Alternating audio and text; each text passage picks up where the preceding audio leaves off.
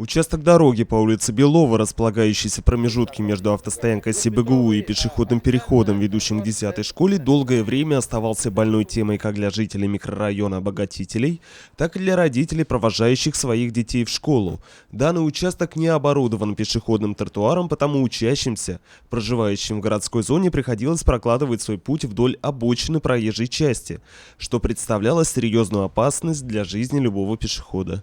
По словам руководства учебного заведения, проблема существовала давно и лишь по счастливой случайности не привела к трагедии. Каждый раз родители с содроганием, наверное, с опаской большой отправляли своих детей. Были такие моменты, когда дети только пришли в первый класс или в начальные классы. Многие родители сопровождали своих детей, это и так положено, до школы. Потом после школы опять встречали своих детей. Это же тоже для родителей большая нагрузка, считаю, и времени. Мы ждали очень долго, считаем.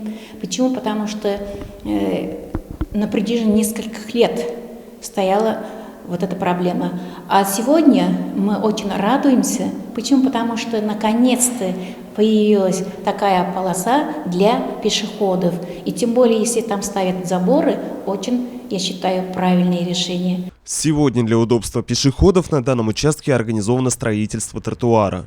В качестве подрядной организации выступает общество ограниченной ответственности «Сибай-Дорстрой». По заверениям строителей, объект будет сдан в эксплуатацию до начала учебного года и полностью удовлетворит требования как жителей микрорайона, так и учащихся образовательного учреждения. 14 августа, как было заявлено, тротуар у нас был готов. Сейчас ребята на данном этапе, наверное, дня 3-4 мы ограждение безопасности закончим. Окрасим его в желтый цвет. Разрывы оставим через каждые, наверное, 2 дома, потому что жители этого частного сектора тоже должны по безопасной дороге ходить, не навредить своему здоровью.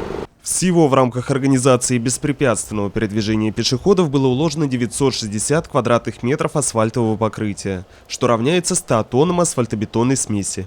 На подсыпку ушло более 200 тонн песчано-гравийной смеси и около 80 тонн фракционного щебня.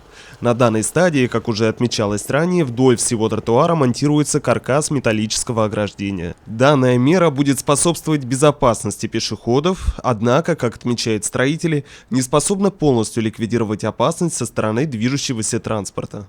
Хотелось бы обратиться и к водителям, быть осторожными. Ограждение, я бы не сказал, что это прямо как на второй категории. Окрасим, будет видно. Надеюсь, будет безопасно и для водителей, и самое главное, для пешеходов. Всего на строительство данного объекта было выделено порядка 966 тысяч рублей. Финансирование осуществлялось из республиканского бюджета в рамках проекта «Реальные дела Единой России». По задумке авторов, данная программа помогает реализовывать инициативы граждан и позволяет вовлечь их в процесс принятия управленческих решений. Также в список реальных дел, осуществленных на территории нашего города, входит ремонт дорог по улице Индустриальное шоссе, улица Кусимова, строительство 5 детских площадок, ремонтные работы в первой школе и ряд других проектов. Ринат Музафаров, Радмир Ацингулов, Любовь Карпова, телекомпания СТВ.